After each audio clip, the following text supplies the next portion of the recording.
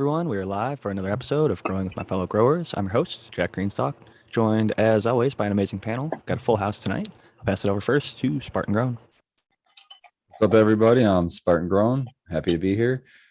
You can find me on Instagram at Spartan Grown, all one word, no spaces, or you can shoot me an email if you like, spartangrown@gmail.com, and I can help you with your cannabis growing questions, either synthetic or organically.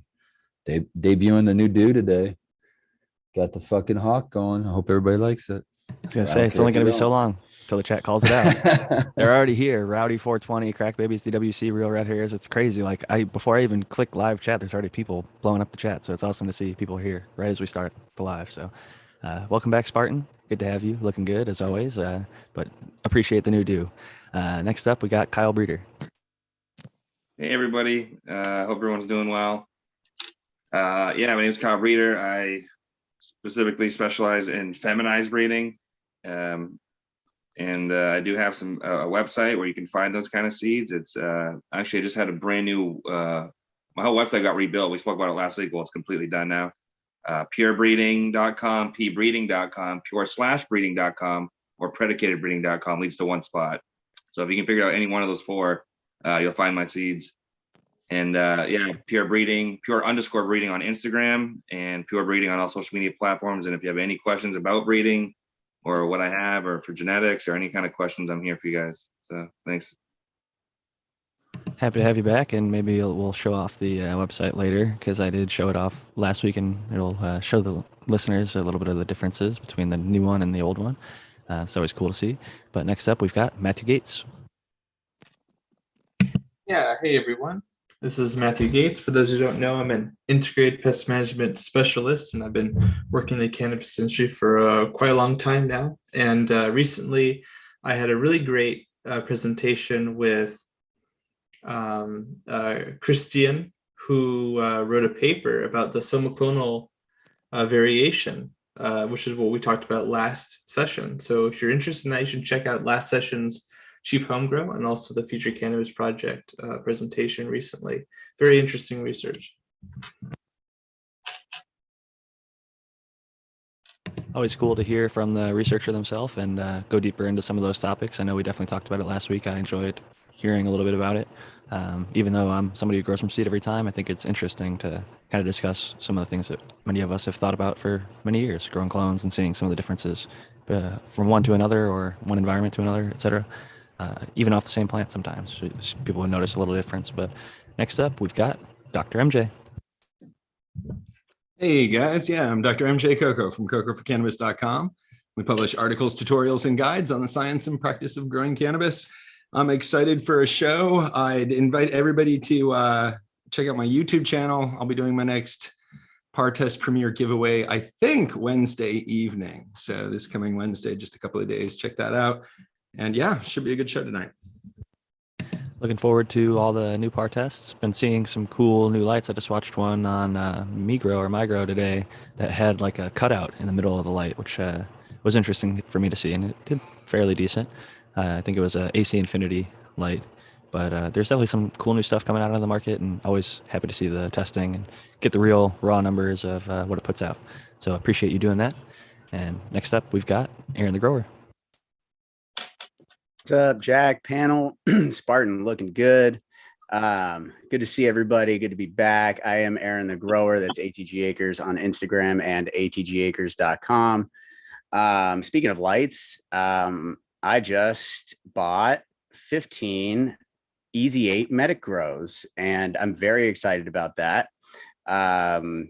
Doc helped me with that purchase a lot, and hopefully maybe either this episode or sometime in the coming weeks we can talk about that. So I'm excited. Definitely some cool lights and great price point. I've seen a few tests on those, and definitely think people are getting a great value per their dollar when getting those. Next I can't wait to see him set up his 15 of them in one room. That's going to be fun. That's going to be a lot of it's a lot of lights and a lot of yield possibility underneath that amount of high quality light. So I'm excited to see what Aaron's able to pull off. Taking no prisoners. Hell yeah, that's what I like to hear. And somebody else who does that as well is I think they were in Hawaii last week, but we're happy to have him back, is Russ Brandon.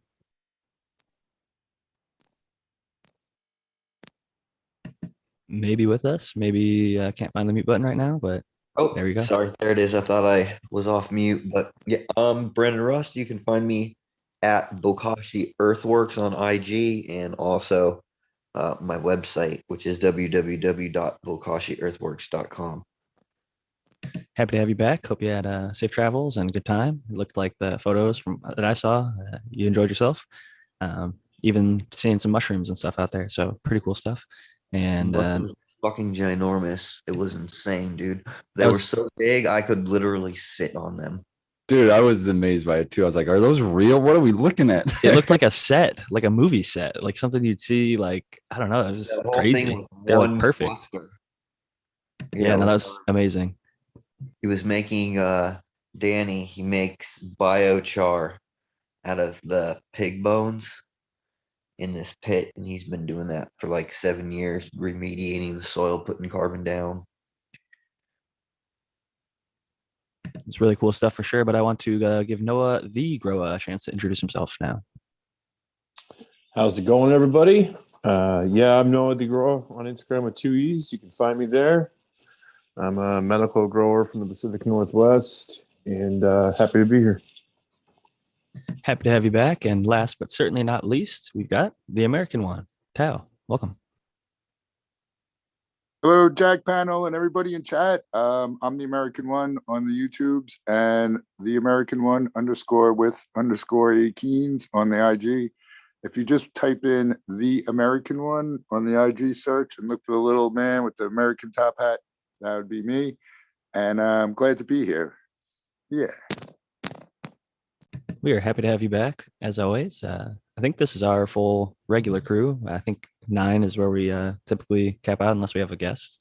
We get kind of the Brady Bunch view, at least on Zoom. I know over on YouTube, we can only see 6 of us. Aaron said the iPad updated, so now that we can see his logo, even though he's not showing on video, which is good stuff.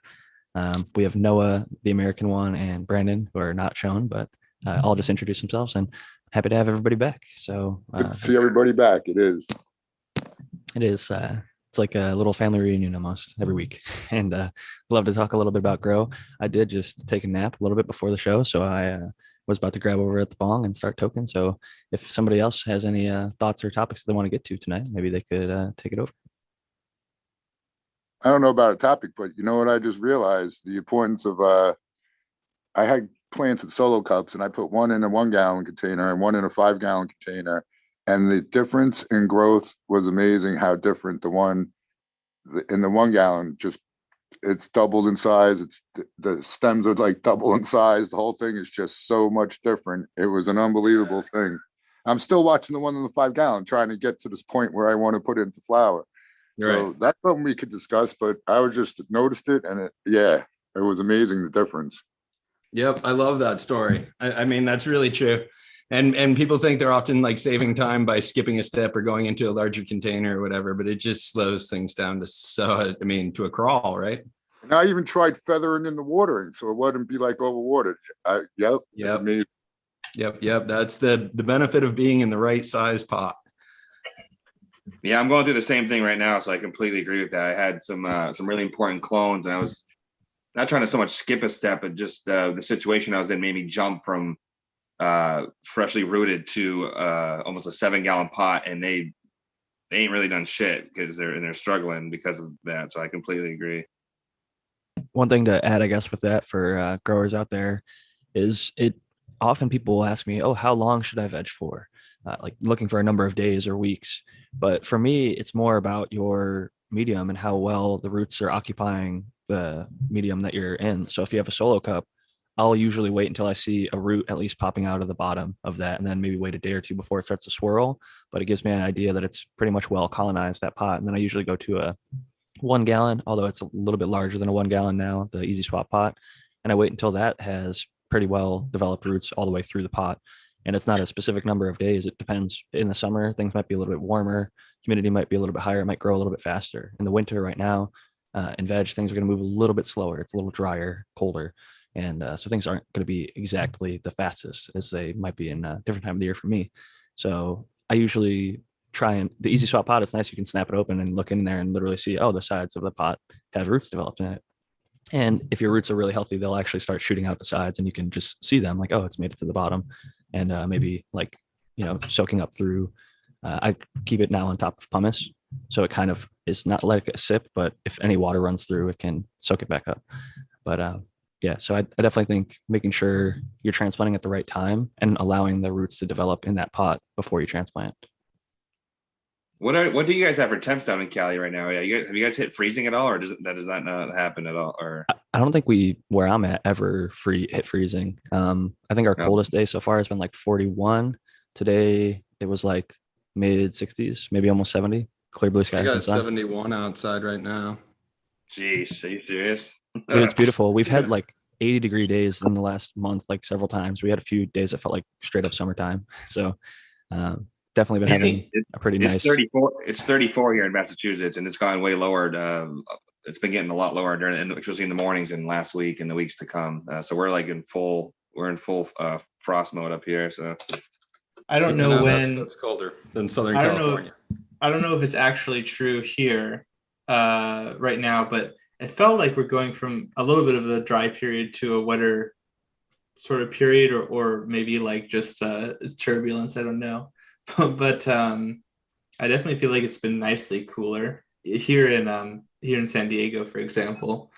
Is pretty nice, and but it has been getting kind of cold, frigid at night though, because like a little bit less insulation all around. But it's also been getting hazier too, so I think the marine layer is playing a pretty big part here in particular. I think we're splitting hairs though when people are dealing with like subarctic freezing. I mean, yeah, it's been nice. This is the perfect sort of weather to grow in because the climate stays cool enough that running your lights doesn't bring it up too hot. There's enough humidity in the air, but not too much that you don't really have to do anything other than just cycle the air through the space.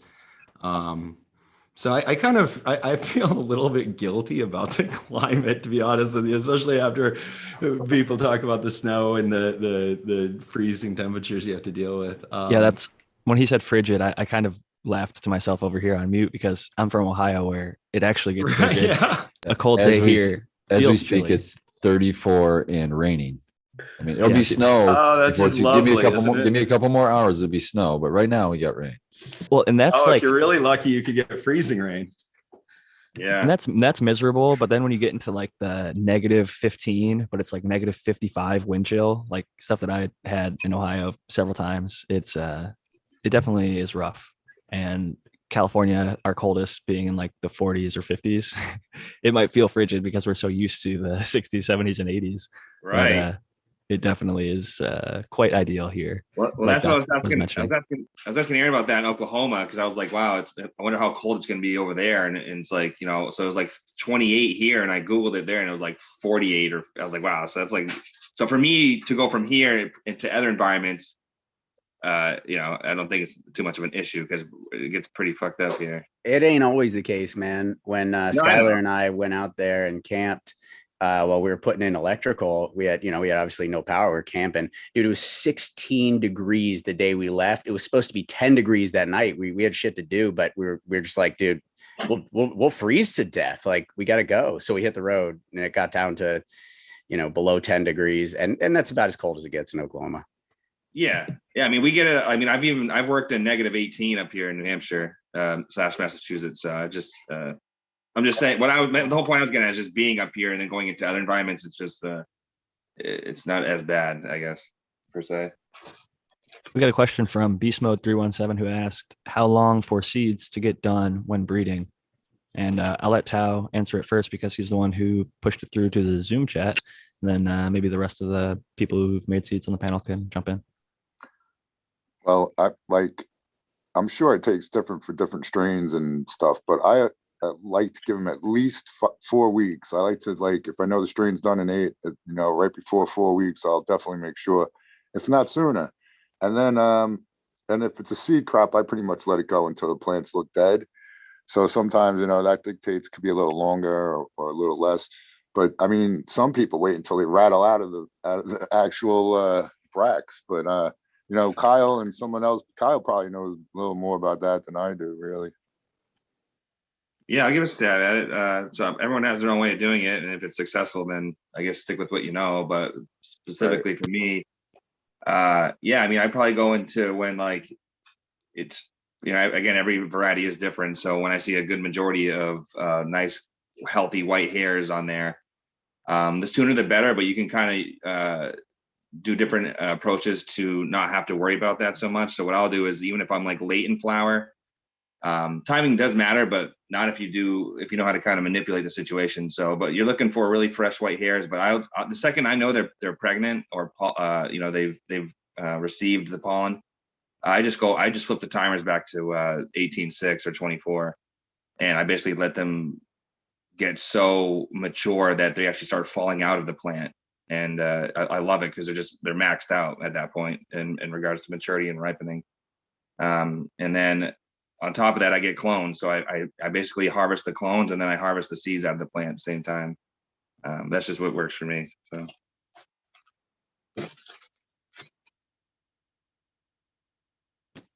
I think that's a smart maneuver. Yeah, I like that. Brandon, what are your thoughts on how long you like to give the seeds to develop after pollinating? Usually you'll see the calyx swell up and you can see that the seed is finished and you can see it when it's ready visually. Typically it takes about this almost the same time that it takes to flower. So if you hit them around like week 2 or 3, you're probably gonna have another 7-8 weeks at least. It's been my experience if you want nice, ripe, healthy, mature seeds. I was going to say something similar. I usually pollinate between weeks 2 and 4, and I'll take stuff to weeks like 9 through 12 if it's a seed crop. And like you had mentioned, when you look at the bud, when the calyxes or bracts start to open up, you can see the seeds and like, oh, it's white right now. Now it's like brown. Now it's tiger striped. So at least that part of the bud you can tell has been developed. But I try to give it basically like kind of Tao said, as long as I possibly can until the plant almost looks like it's like dying. Just pushing it a few weeks past its normal harvest time to allow as many of the seeds as possible to mature as much as possible. But Spartan, I know you've been doing the Bliss Bud project. I don't know how many generations you've gone through so far, but I know that you started making seeds. What are your thoughts on the matter? Really only done one generation still. I have a few more seeds I can run through. I've got I'm doing like small batch runs, and then I have one that I call my keeper. Right now it's the number 3. But so what I do is I'll run like 3 or 4, and then I'll compare them to the 3. And if they're better than the 3, they'll replace them and just keep doing that. But I've got about probably 4 or 5 more seeds to run through to be through all of them. And then I'll be able to, because I only started with probably 15, maybe seeds, 15, 16 seeds, something like that. So then I'm going to select from that. And then I'm going to pop some seeds, the Newberry seeds, to start breeding into that. Then I'll have more seed stock. But for me, I'm hippie about it, man. So I'm thinking like what happens in nature. So I'll take and collect them, make sure that they're dry.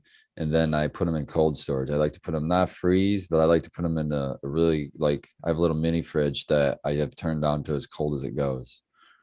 And I like to try to simulate like, okay, because I know cannabis isn't this way, but there are plants for sure that are this way, that you actually have to freeze the seeds to get them to ever germinate. It's like part of like, I don't know the actual scientific words for it. It's so I kind of process to make it viable. Yeah, like strawberries, for example, are that way. But so I like to do that. So I like to put them after they're dry. And when I say when they're dry is I'll put them, I just put them in a mason jar with themselves, and I'll just keep the lid off and then stir it up here and there. And that's probably, I'm still going by feel, but probably 3 weeks, 4 weeks. And then they get closed up and put into that refrigerator for months, probably 2-3 months before I start ever wanting to pop them. And that's how I do it. No science. It's all hippy dippy, but that's how I do it. How have you been happy with your germination rate and Yeah, I haven't, they've all germinated. So And like the maturity of the seeds, like the amount of white seeds and green seeds versus the tiger striped ones. Well, I mean, they're already seeds when I put them into stores to begin with. No, I'm just saying like generally like for your first run, would you say you let them go as long as you wanted to, or maybe you'll let them go longer next time? Oh yeah, to the run itself. I think it actually, generally speaking, yeah, I had some immature seeds, but it was like maybe it was a low percentage, maybe 5%. So I'm fine with that. And I just weeded them out. I didn't keep those. I think that's smart, honestly. And I think no matter how long you push, you're going to have some immature seeds. And even though like 5% might be like white or look immature, sometimes those are perfectly viable seeds. Like I Yeah. like the quote press test, where if you just put it on the table with your thumb and try and smush it, if it doesn't Yeah. easily crush, usually it'll be viable in my experience. You know what I heard someone talking about? They let the male rip when all the plants, all the females are in pre-flower or just coming into flower, and then then he takes it out, rinses it all off, so that there's only a few seeds at the very lowest parts of the nugs, or even maybe not on the nugs at all, just on the pre-flowers. And you get seeds like that that'll definitely be mature by the end. I've heard people getting seeds in veg doing that because if they just have a really mature veg Yeah, crop, yeah. they can pollinate Yeah. their veg Yeah, that's and the just thing. get a few seeds here and there if they're not looking for like a huge amount. Yeah, because there's those hairs are the gender spots. There's those are viable spots to get a seed from for sure.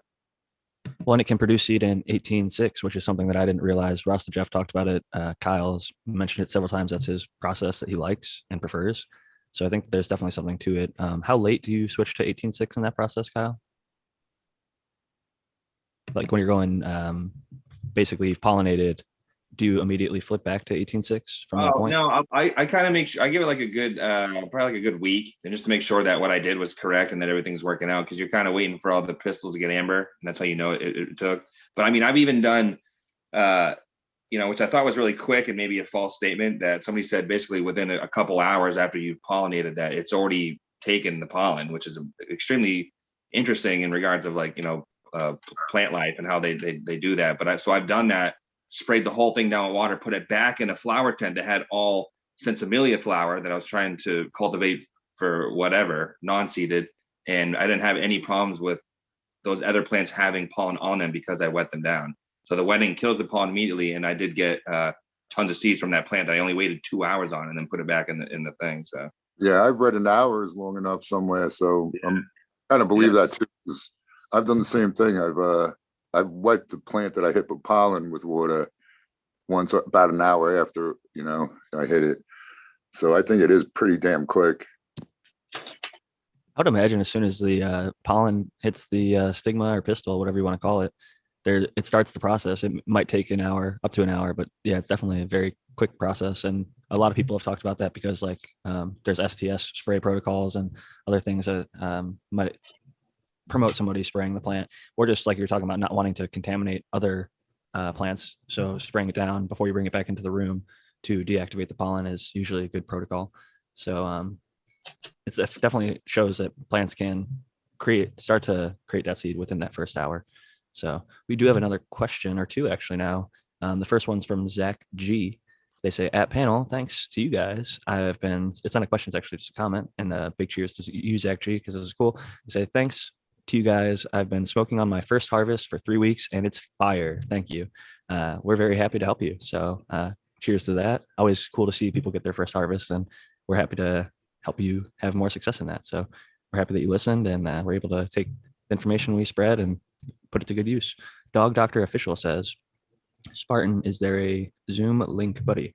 We might be doing that at the 1 hour mark because Kyle and a few others are going to be dropping out. I think Aaron the Grower, and I don't want to speak for anybody else because those few puffs have made my short-term memory not as good as I'd like it to be right now. But at least 2 of the people are going to be jumping off the panel, so maybe we'll bring 1 or 2 of the listeners on, have them show Don't off their blame garden or ask some cannabis, old questions. man. Yeah, it's more the concussions than the cannabis. I think the cannabis actually keeps my shit together more than anything, to be quite honest. When I wasn't using it, my memory was much, much, much worse. So I will say that.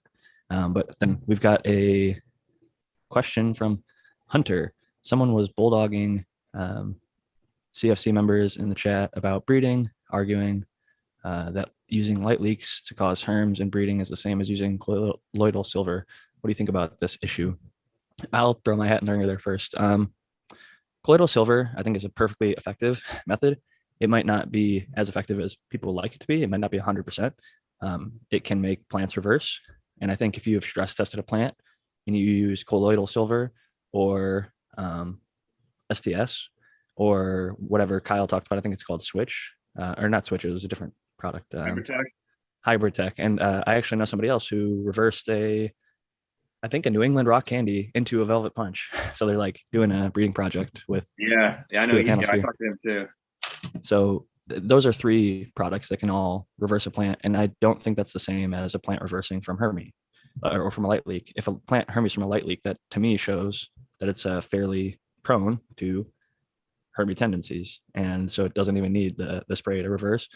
I know Brandon used to breed with Hermes from plants that went too long, and he found some really fire stuff from it. So I'm not like trying to say that it is not possible to breed good stuff from plants that Hermy either naturally, but some might even argue you could get every single plant to Hermy if you just run it long enough and try your best to stress it. Yeah. So I think you're right, Jack. I mean, if you get pollen from a female, it's not going to be different, like genetically, based on whether the plant hermed because of silver or because of some other product or because of light leaks. But the fact that it herms from light leaks is usually a sign that it's pretty susceptible to that, like you were saying. So it may not be sort of ideally suitable. And it's not very reliable to sort of get plants to herm from just sort of light leaks. So that's, I think, why you would prefer silver. But I don't think there would be a difference from like the same plant if you had 2 cuts from the same plant or whatever, and you got one to herm to produce pollen from silver and one to produce pollen from light leaks. I think it would be basically the same pollen. Most, in my experience, most plants, if you take them way past their ripeness time and just keep letting them go, they'll eventually they'll not herm out, but they'll throw these little bananas, right? Like inside the bud. Yeah. And what I would do is when I was collecting, or when I was trimming, what I would do is I'd be trimming, I'd be looking at all my bud, and then anytime that I found one of those, I would pull it out. And what I did is I had one of those medicine containers that had the days of the week, and I had them labeled for the different varieties. And so I would build up, little containers full of from those little tiny bananas. And then that was one of the way I did it. And if I was trying to like force something, like I wanted something to throw pollen, I would just take it super long and then start fucking with it. Like I give it like veg newts really, really late in flower. I would do things like light stress. I know Soma used to like, oh, sorry. Yeah, no, that's like kind of where the method came from was, that's how, I mean, I got female seeds, but I wasn't doing it like a large scale for any production or selling. I was just taking things that I really liked and then putting them on other stuff that I liked, and then making new stuff for myself and for the people that I was, slaying weed to. I'm of the belief that breeders are going to breed if you like a few plants and you want to see how they work together and you can make an awesome creation from it. Like that's to me the art in breeding. And I don't think it needs to be like some officially sanctioned, it has to be done just this way or just that way. I personally like regular breeding, but I think that it's awesome that Kyle and you have both done a lot of work with female cannabis breeding to other females, which is something I've never done, but I think that it's a really interesting avenue and offers a lot of insight to the plants that you wouldn't get when you're using male to female cannabis breeding. So definitely a really interesting topic. And I think that it was one worth discussing. I think it's unfortunate if people are like arguing it. People do get upset about the Hermy issue for sure. Because some people are like, absolutely unacceptable. I've heard Tao in the past has mentioned if anything herms, he throws it out right away and doesn't want to work with it. And that's understandable because you don't want to potentially, and I know Kyle has also kind of echoed that sentiment. So oh yeah, I respect that a lot in their testing process, but I know. actually have How a, do you guys I feel have, about this though, too? Because we know that cannabis is a dioecious plant, and um, if you're making thousands and thousands of seeds and you're putting out, a shit ton of packs. I mean, I think that just by a numbers probability that there's probably a good chance that some of those are gonna harm. How do Mr. you Stoll claims he doesn't have any problems. I don't know how. Well, I don't know the validity of that, but he. Because here's the thing, right? I've run tons of people's genetics. I've done several huge pheno hunts, and I there was hardly any, like, out of the last um group of phenos that I just ran out of all the different people, the only ones that breeders that I had that didn't herm, I think was, well, none of the stuff I made herm, which was awesome. But I think there was only like the Lime Rising, Nick Risden, none of his stuff hermed at all. His stuff was completely stable. All of the AK Bean Brain stuff that I ran was stable. And I think that there was another one that I ran, but it seemed like so many of the different things that I had issues. Like, it's one of the reasons, like, I first cut down all my males, and then I had to do another several rounds of just cutting plants down that were herming, and there was all across the board from so many different people. But why were you growing them wrong, Brandon? No, I'm just joking. Listen, let me send you a bunch of seeds and see if you get this one strain to herm. So far, the 3 strains I made with that cheesequake male, the very first ones, haven't produced a herm out of anybody, and there's quite a few people now that have popped all of them. So I feel like that's the real trick too, is finding that male that works really, really well, that's stable and can help bring stability across the line. Yeah, I was going to ask if anybody actually knew the truth on whether the male or the female or both can attribute to the hermaphroditic qualities. Because if I see it on a male or a female, I ditch every single plant pretty much that is associated with that. I Well, the guess thing that is- has to be both, right? Yeah, I would say both. Yeah. Because, like, obviously, it speaks to the level of plurality. Like, we were just talking about that somoclonal study, right? And it's kind of related here. It's a sort of similar kind of thing. Like, there's a stress response. So obviously there's a genetic component, right? And there's an environmental component, and these sort of, they mesh together.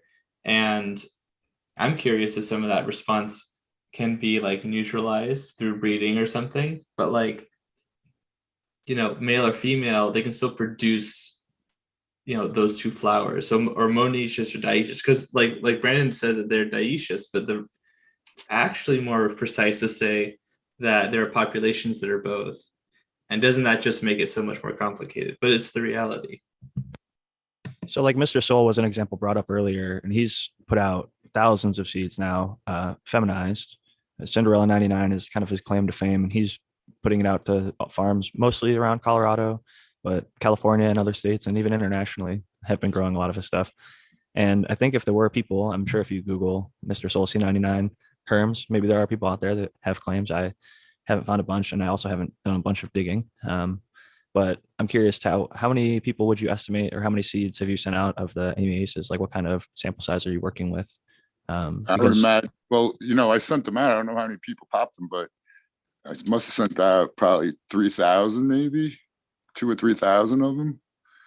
And hundreds of them definitely grew, because I know a couple people that did, some big ones. Yeah, and I was going to say earlier, I found this old hippie kind of comic book magazine from I think it was 1970 or 69 that had a method for producing feminized seed on page 8. I'll put it in the chat and the YouTube chat as well if people are interested. But basically, you want to share the screen and show it? Oh yeah, I can do that. Yeah, let's do that. It's basically what Brandon was saying, and then they kill the light down, I believe, up to a whole bunch of. Let me just get ready so I don't bring up While you pull it something. up, I wanted to bring up people like Soma from Soma Seeds, I think coined from the research that I've done the term rotilization. He would walk into the flower room, latent flower, with a lighter and light it next to his plants and try and get it like really close to him to get him to stress. But he would also push them really late, like past their harvest time, things like that, to get feminized seed or female pollen. So this is the Supergrass Grower's Guide, a handbook for high-powered pot farming. Mary Jane Superweed for $1.50. So let's Power pot farming. oh, this one's 1983, so this is pretty fresh. I don't know if it was a remake, Yeah. but if I go Big money. down to page 8 here, I believe. Yeah, producing mostly females. Yeah, it's I guess it's not that. Should I read it? Producing mostly females. That's what it says. Yeah. Although both male and female plants contain the resins which get you high, which is right straight away, they don't carry much, but the female tends to be the more competent at producing these substances. For this reason, especially with small scale indoor farming, it is desirable to have as many females and as few males as possible. And it is possible.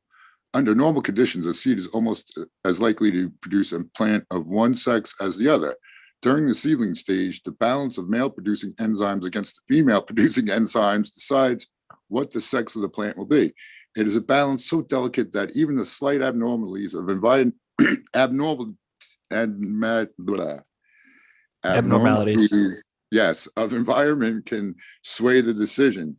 As was pointed out in the section titled Formula Control, overabundances of nitrogen and potassium during early life tends to produce a high production of females. Wow.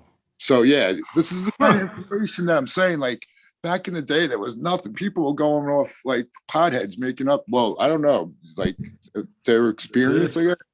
That's rich, man. That's fun.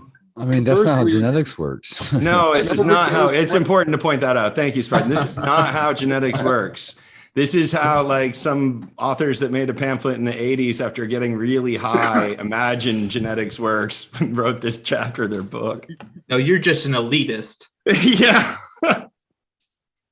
Obviously, show your bias. I've also heard ethylene, can try and make the more, like, people would put bananas in their germination trays, try and get more females and things like that. There's all sorts of rumors online. So it's good to actually talk about this stuff and dispel it, because a lot of people have read it, heard it, and believe it. I've been told so many times you can tell the sex of a seed by looking at the bottom of it. And if it looks like a volcano, it's a female. And if it looks like, whatever. They say that about pregnant women too. I mean, yeah, there's a bunch of sort of myths and rumors about how these things work. But that was just wild. Seeing them like black and white like that, it's just like, oh, wow. Okay. Chad Westport asks a salient question, not to interrupt, but how do sex tests account for herms? Could that ever show up in a test like that? It's not accounted for yet. I've talked to Farmer Freeman and a few others. They don't and cannot. I've seen undetermined sex tests before, and that's what I thought maybe that was when I've seen, but it was either that or it was a contaminated sample. It takes longer for some. And 100% of the ones I've seen have always been female. So if you get it undetermined from at least Farmer Freeman, you'll get like 10 tests back, and like 7 or 8 of them they got the results on, and he's still spinning on the PCR the other ones because maybe it didn't come through quick enough or whatever it is. So instead of holding all the results back, it's like, hey, I've got 7 out of your 10 results. I'll give you those 7, and then the next 3 you get back in a day or 2. And but that could be maybe related to if there's potentially hermy in there. I don't know. They like some genetics that look like male but also are present in the female, because I do know that's how they're looking for a certain block of DNA that like indicates it's a female 600 plant pheno hunt or something like that. I think I might have even done more. I think I had like 800 some odd plants or something like that. It was when I first got out here to Oklahoma, and I used Farmer Freeman, and I had pulled all of the males prior to flowering, so everything that was labeled as a female came back as female on the test results, but there were herms in that garden. So so that to me answers the question. It'll tell you female, but I don't think it can tell you hermy. I don't know if that trait's been identified yet, or if it's even necessarily possible. I'm sure there's probably a bunch of different genetics that could trigger that sort of expression. And yeah, I don't think we have anywhere near enough of an understanding of the cannabis sort of genome to be able to do that. Doing a basic sex test is pretty simple. But understanding sort of predispositions to, expressing opposite sex traits, I think is pretty complicated. So yeah, you wouldn't expect those to be in sort of a similar test. We might eventually be able to get there, but it still seems complicated. There could be lots of different things that could cause that. I think that Cade Armstrong asked a really interesting question, because in the modern day of feminized seed, where there are mostly, at least the first people I've seen doing this were hemp growers doing full fields of feminized crops, just planting a bunch of seeds and expecting there to be all females and hoping that they would just get a Sensi crop. Well, about 1 in like 200 or 300 or 1,000 would present as fully male, not Hermes, but they would look like a pure male, which leads me into Kate Armstrong's question, which says, would you use a male found in a pack of feminized seeds? People might think, were they actually fem seeds? Some seed banks actually mix up the seeds. So maybe you got regulars when you ordered fems. So if you popped 10 and there was like 5 males and 5 females, probably not fem seeds. But if you pop 10 and there's 1 male, I'll call it, because there are male cannabis plants that present with pollen sacs, but they're completely XX genetics, which is something that I don't quite comprehend fully yet, but it's been documented at dozens of farms now. And they pollinate and create feminized seeds.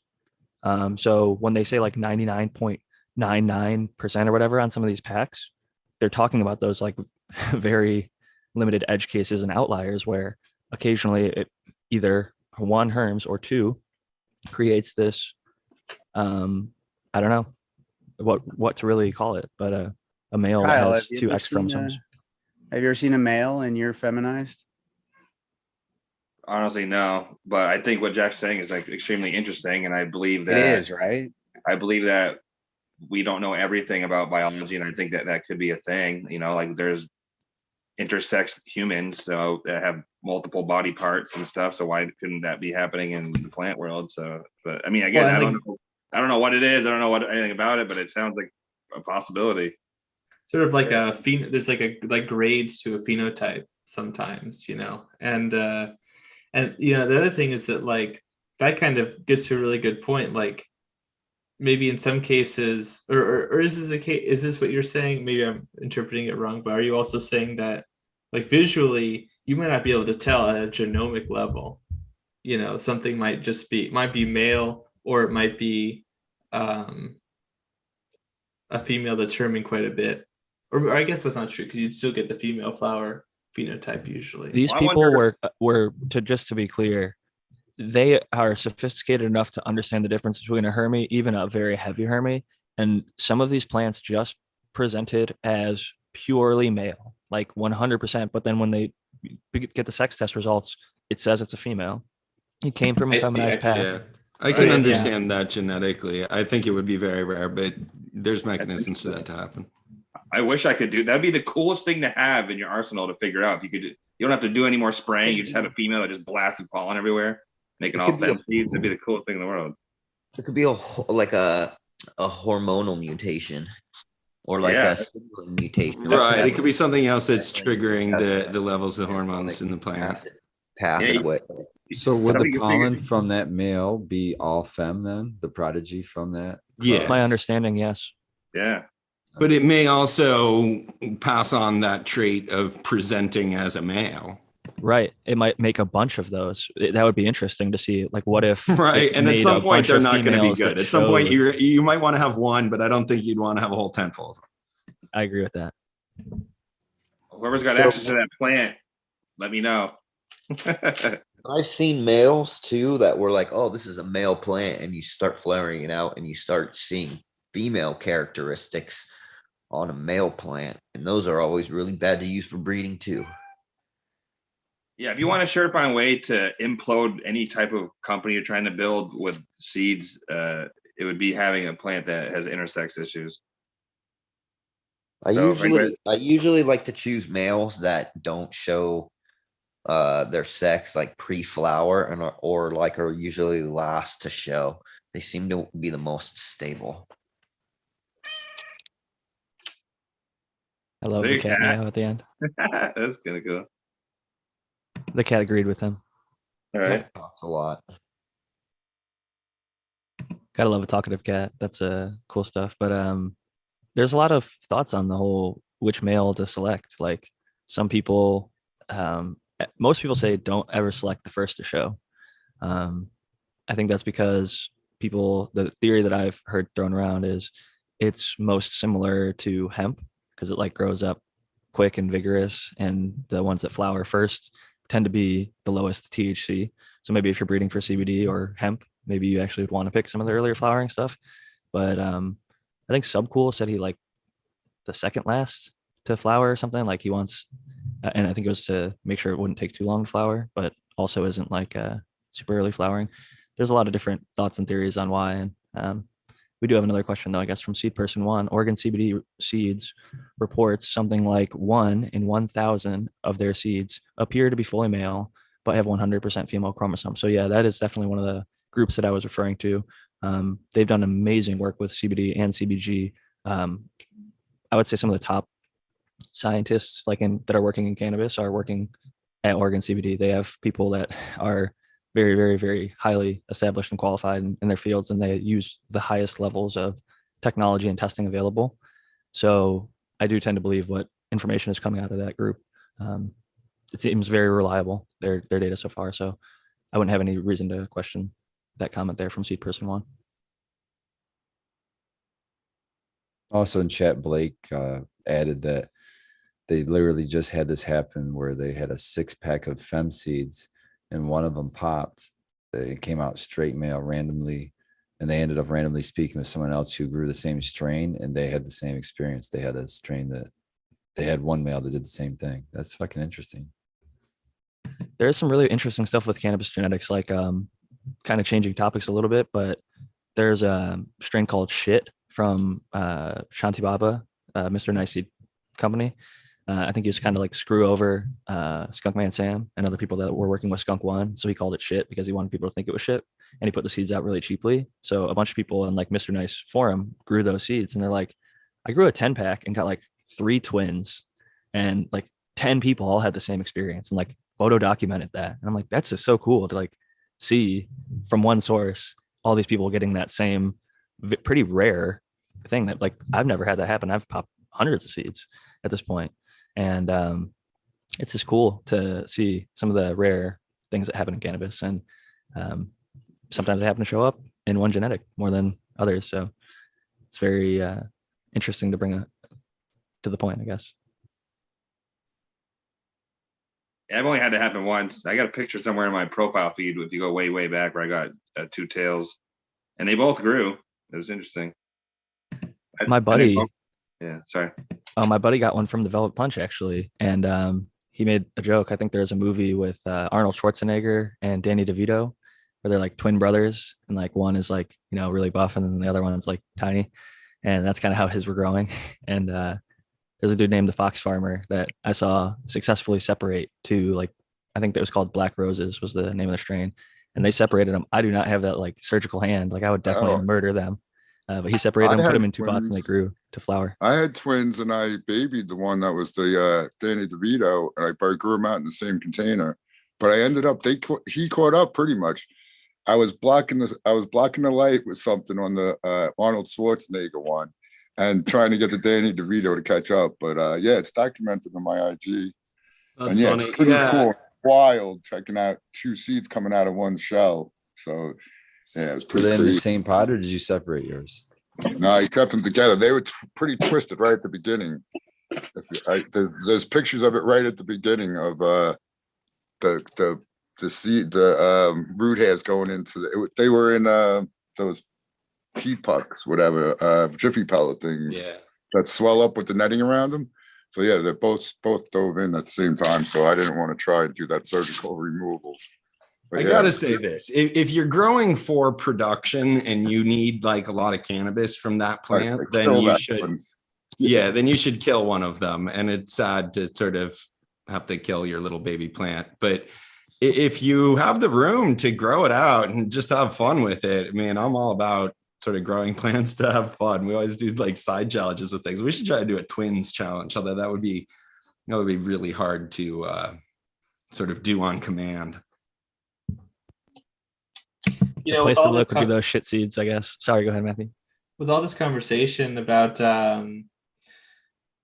like how sort of even like some of these chemistries like the silver thiosulfite and other sorts of like ethylene can have an effect on other plant hormones, have major effects on plant physiology. I recently shared a post on my Instagram account at SyncAngel where we're talking about all the various compounds from saliva from various insects that and I've talked about it before. They suppress the immune system. They can even like melt through plant tissues. They can, give the organism a great virulence to it. And one of the things that they actually mentioned down here, they gave some examples. This paper was called stomata-mediated interactions between plants, herbivores, and the environment. I could screen share it if you'd like. Yeah, I've got the screen sharing enabled. I just want to share a comment that actually made me laugh off. Like Seed Person 1 says, drop 2 seeds in the same hole. And I just like, that's great for the twins challenge. I mean, if you really want to make it 2 of the same strain, drop them in the same cup. It's basically like twins. There you go. That's got me thinking, actually. Okay, I'm shared. I can see it now. I'm sure the chat will be able to see it in a few seconds. Yeah, so this paper here, I don't want to go on too much, but it was really interesting because they're just going over this is specifically the stomata, so like the opening and closings that these compounds like have, or even various microbiota. So like here they have in this table 1 effect of herbivory on plant stomata photosynthesis, and they've got chewing and piercing mouthpart organisms and the family and the species and what these do. So they decrease or increase or have no effect. But down here, this was a pretty cool diagram. You gotta love some of these diagrams that these people do. Yes, there's a lot of things going on here. It's a little bit complicated, but I do like how they've sort of had this little picture here. They've taken a method from like murals or whatever, but it's showing how all these various compounds interact. And some of these organisms here, like the caterpillar, abscisic acid, jasminic acid, or jasmonic acid, salicylic acid, right? That these compounds are plant hormones. They're literally plant hormones, and they produce them in their saliva and they excrete it into the tissue when they're feeding. So like I don't know, like it's very hard. Like if you're messing with the brass tacks of the immune system and how it communicates with itself, like of course that's going to make for a really chaotic environment that's going to, not really benefit the plant all that much. I'm not trying to make a greater point that like the insect stress like necessarily causes herms or anything like that. I have a question, really Matthew. Interesting. Yes. On that point, is it possible when they were, scientists conducted these experiments, so they had to go find caterpillars that had been eating plants, right? It's not like they can just find a caterpillar that's never eaten anything, right? So if they're looking at its saliva, it's going to have like microbes and things from plants in their saliva because that's what it's been eating to survive, right? Yeah, you'd want to control for, so to make this argument, you'd have to find the genes that create the proteins, I'm sure they've probably proven it more. I think they produce the caterpillars in-house. I think they produce in this kind of situation. Just breed it to control it. But they still have to feed. Well, but it's a good point because you can feed them on an artificial diet sometimes. That is true. But they probably weren't. But at least you know and can control for what you've fed them that way. That's all. Oh, I see what you're saying. Yeah, definitely. But like pretty much all plants are going to have these compounds at some level, even if you're rearing them on like Arabidopsis or whatever. But like, yeah, like a lot of these compounds are even found in plants, right? Like, but down here, this part of the table I found, or no, this was the second page. Yeah, so like peroxidases, which are often, in plants as defense compounds. Well, they produce them too, and they can also use their low gut pH or high gut pH, depending on where you are, to like neutralize compounds. But there's down here, right? Here's a jasmonic acid, salicylic acid. So this was in an armyworm. Cytokinin, there, look at that. And then also even Pseudomonas species. So even sometimes the microbes in their mouths, essentially, right, have a direct effect on the plant. And then here's the references for what those effects are.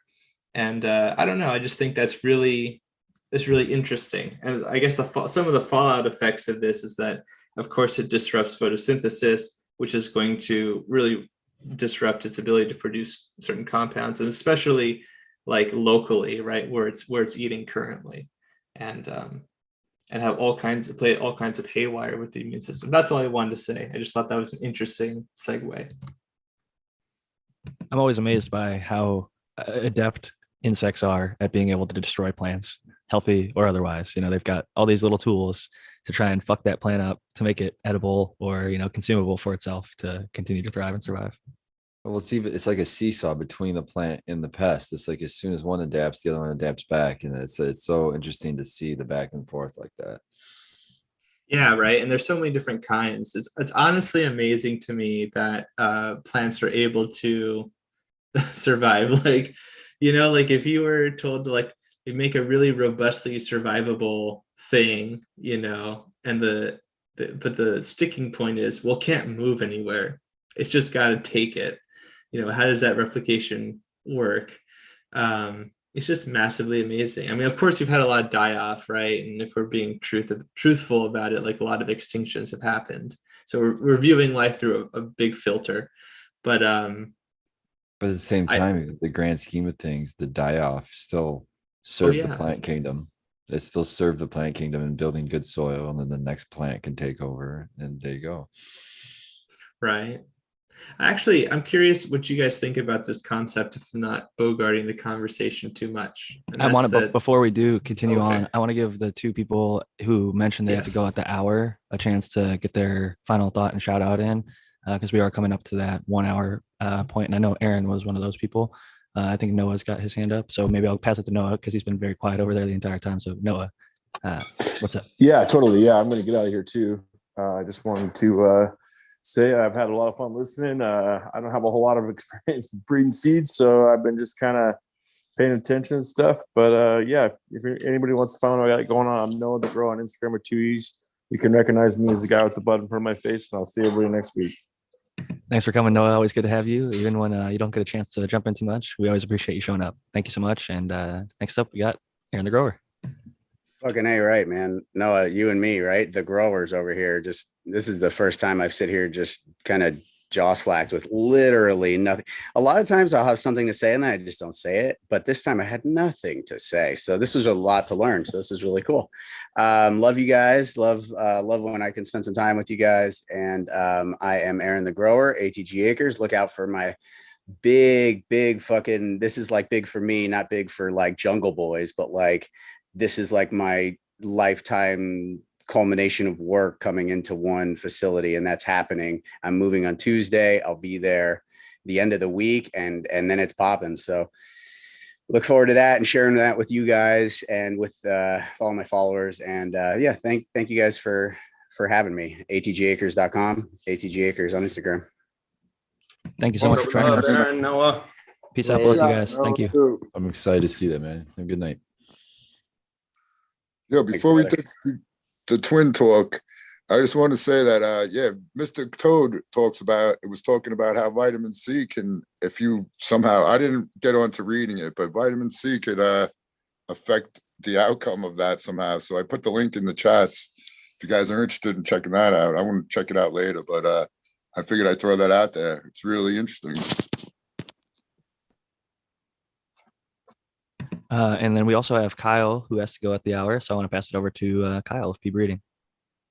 Yeah. Sorry to interrupt. For anyone that's been listening, if you are into feminized seeds, I do have a website, purebreeding.com, pbreeding.com. Those will get you there. I sell 3 and 5 packs, which allows everybody to kind of get their hands on something. But yeah, other than that, pure_breeding on Instagram, and look out for a new autoflower seed drop collaboration between me and Noam Automatics, Dan from Full Duplex, that's being launched in the next few weeks. I think we decided to call the variety Ace of Spades. I'm not too sure if we've nailed that in the coffin yet, but that's anyway that's interested in that. Be on the lookout. But other than that, appreciate all you guys. I'm happy that we're still doing. Sorry, still doing this. And I hope everybody a well week, and I'll see you guys next weekend. Thank you for joining us, Kyle. Have a good one. Have a good one, Kyle. Yeah, hey, I should probably get going too. I have a lot of stuff that I got to catch up on. I've been back and forth, and I had a Cowboy Cup this weekend, and I had a booth there, and I still got a bunch of stuff I got to take care of for tomorrow. So, All righty. Well, you got to let the people know where they can find you, and we'll see you next week, hopefully. Brandon Rust, you can find me at Rust Brandon on IG, Bokashi Earthworks on IG, and www.bokashiearthworks.com. Thank you so much, Brandon. Have a great week. Guys, I'll talk to you guys next week. Have a good one, Brandon. So we have a guest coming in, Dog Doctor from Instagram. We've been chatting back and forth. They're a longtime listener. So Dog Doctor's got the dog mask on. We could see you. Hi, I don't know if guys. you could hear us. Cheers to you, Dog Doctor. Welcome. So Hi, Dog thank you, Doctor, guys. he's Hey, from buddy. Dog Doctor's from Europe too. So he's What's come up, Doc? a long ways. Oh yeah, love the new haircut, buddy. Thank you, man. Love Love the mask. Thank you. This way it's much easier than tape and put this and that, and Yeah, for sure. I can actually talk. Sorry that I was just finishing rolling this. Can you smoke It's with that thing on? I tried in the other day, not a good idea. Oh man, that's great. Trying to lick it through the mask. It's got some talent right there. This is the first time trying, but it's gonna come out. How's your grow going over there? What are you growing? I have kind of a lot going on right now. 1 second, I show you. I was fully defoliating now. Okay, let's go here and here. So let's go like this. So on this side, Looks remember good. Spartan, they wake up for life. That heater made all the difference. It was so cold when you saw them, remember? Yeah, yep. And here they are. So on this side, I have gelatos. Gelato cross, it's gelato cross with OJ. Gelato 44, Okay. I think. They are doing quite okay. I give you the exact dates in a minute. This is Badass Cookies OJ. I like it. I bet you people over there go crazy over gelato, huh? I don't like it. Oh, that's funny. Yeah, 'cause I didn't even plan this, this is the second run. I didn't even get the trouble to plan it to get it for the next run. I have this to smoke and make my extractions, but I'm not going for it again. I don't know. Where'd you get your genetics from for the gelato? This one is from Seedsman, Seeds, something like this. Seedsman, yeah. Yeah. They came as a bundle free things when I bought a bunch of seeds, and it was this gelato. So I popped them, and they grow amazing. They check all the boxes, but just not my type of weeds. They get me high, but it's not high. They don't get me sleepy. They don't take. I don't know.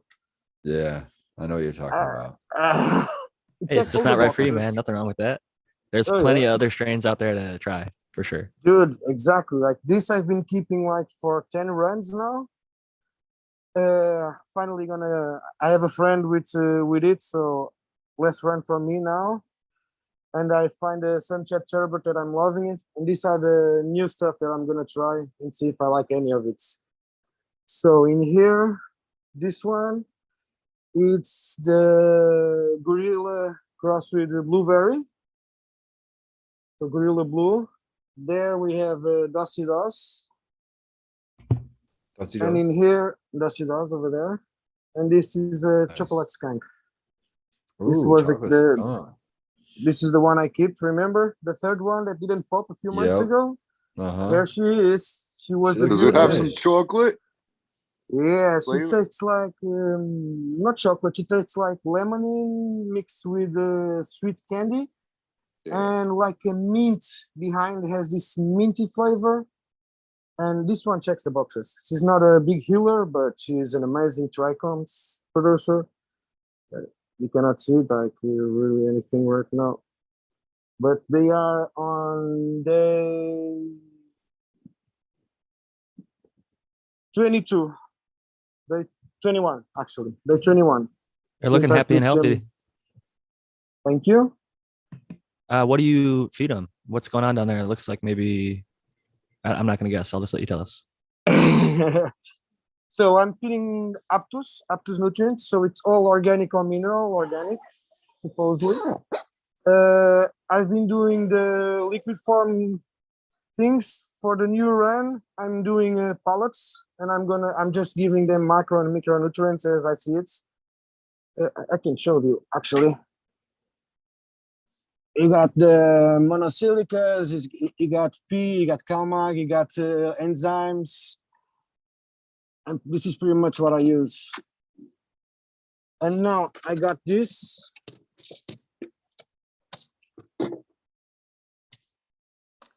And I'm mixing this with the soil instead of giving in the liquid form. I figured it out. We are mostly paying water in the liquid form, so why not just feed them, give them to the soil, and let them choose Bring what your they own want. water. Yeah, So that's what they dry. want. That's just a dry nutrient that you have there. Pardon me? That's a dry nutrient. You just use that instead of the liquids. Exactly. It's exactly the same form as this, Oh, nice. but it comes in pellets. So I put like 7,500 grams for a plant for the whole circle according to them. And if I need, I can always top dress a little bit more longer in the thing. That's cool, and that's organic too. It's all organic or mineral. Everything from them is it's organic line. So that's the question I want to ask you guys. I'm thinking about reusing all of this.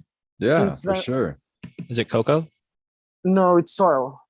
Like a You peat? could- I put a little bit of cocoa, but not much. Just a little bit. I would just top dress that same all-in-one and be good to go. Reuse it. I would continue to do it. Yeah. Might as well Yeah, try. That's what I think. I bought this. What is it? Also from them, which basically it's a conditioner and microenzyme. So Yeah, for sure. Both of those would be a good addition too, I'm having this to especially the after soil. a harvest. Yeah. So and I'm thinking of mixing it with the soil, give him like a week or something. Not even that, maybe a little bit more. You don't Fully even have to mix dry. it. You could keep it in the same exact pots. Cut, you have the plant will be removed. You could just top dress that, water it in, and just leave it in those pots like that. Just cut it over there somewhere. Yes. Yep. Take the big heart of it and just to go after that. Yeah, that Yeah. was For like idea. So for like 2 weeks at least. Just let it, make sure the soil stays moist. You probably only have to water it once, maybe twice, unless you're in a really, really dry environment. And those microbes will work on that soil to start breaking down some of the root system and everything else. And then I would also after the first week, maybe top dress some of that all-in-one that you just were showing off. yeah. And I would plan in that sucker after that and see how you go.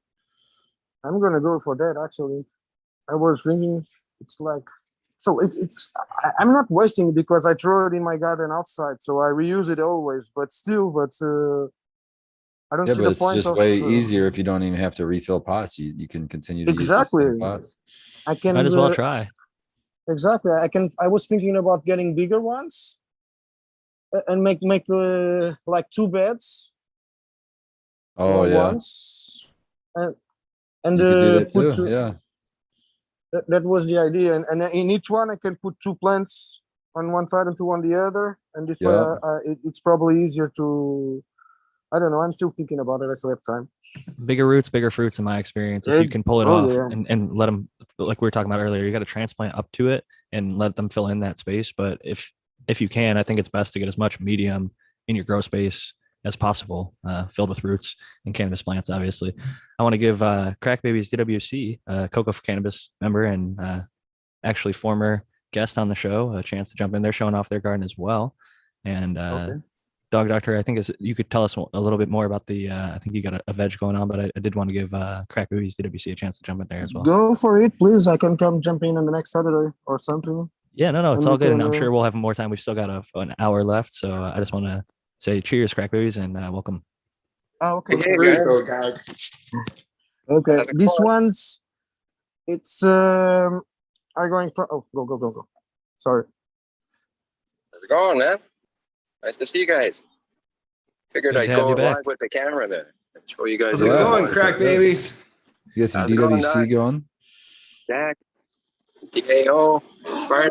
Nice to see you guys, man. Nice to see you too. DWC, like the name implies. Good to Yes, see you. sir, man. We've got some buckets. I like that So pure I got breeding in the background Kyle's too. Hindu Kush or Hindu root beer going. Oh, nice. The root beer. We got a little Master Kush going, and that was OCG's watermelon gelato X Mac V2 cross there that he sent a few people. Still got a clone going on that one, so I just topped it there. It's doing pretty good. Then I got a few autos, gelato glue and gelato. Damn, everyone's growing with gelato. Freaking Sherb did something right, I guess. I never tried it, so I said, "What the hell? I'll get on the train." Where'd you get yours from? QCS, Quebec Cannabis Seeds. So I want to throw out there just for anybody, because I do look into the history. The breeder Sherbinski's, I think, has recently started putting out his own seeds, and he was doing collaborations with Humboldt Seeds, not directly gelato itself, but crosses with it. But it's definitely cool to see other people's variations and selections of it, and I always love to hear about people's experiences. Like we heard from Dog Doctor that they don't like the Seedsman variation, so well, I'd love to hear when you're finished up with that gelato what you think about it. I don't like it. I've only had QCS myself for autos. I've bag seed QCS, and now I'm just trying Kyle's stuff. I had TAO's Amy Aces there, but I got 2 males. It's bad luck there. They were males, though. There was no harm parts or nothing there. So it's bad luck, But now I got more Oh, femmes sorry. left. So that's the way I see it. I got better luck now. We'll see. Amy's worth regrowing again to look for a female in some of those regular seeds, but I'm definitely curious to how those gelatos work out for you. Yeah, me too. Looking good. How far are they in their process right now? That's a good question there. I was thinking like right around New Year's that they should be ready. One's a week quicker than the other, apparently, according to QCS. You can see that they were started the same day. Looks like they got more time left than just another few weeks. Yeah, no, exactly. I think maybe they were saying that especially that 8-9 one. weeks, but that one they looks are like she's 8-9 gonna weeks go a ways. after they started showing. So this Oh one's yeah, got I think you're gonna have these plants in February. Yeah, usually the case. It's always a little longer than you expect, but that's okay. I'm ready for it. I got the They room. look good. Yeah. I got the headspace. What kind of EC do you run? Pardon? What EC do you run? Well, I'm using Mega Crop AB there, the dry mix. So I'm running it pretty high, 1900 in flour. And that's the bag mix Okay. there. If you mix it by the bag in veg, it's 15, and it climbs up to 19 there when you do the full flour mix. I'm at 950 ppm. Yeah, that's pretty high. You can get away with that in DWC. It's I'm starting to see little tips there, but that's more the Yeah. pH.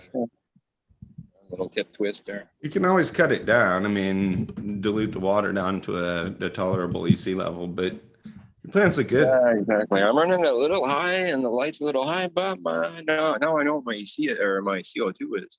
It's almost 700. Yeah. So that helps. That helps a Now lot. I know I can push it a little bit there. I'm at 30.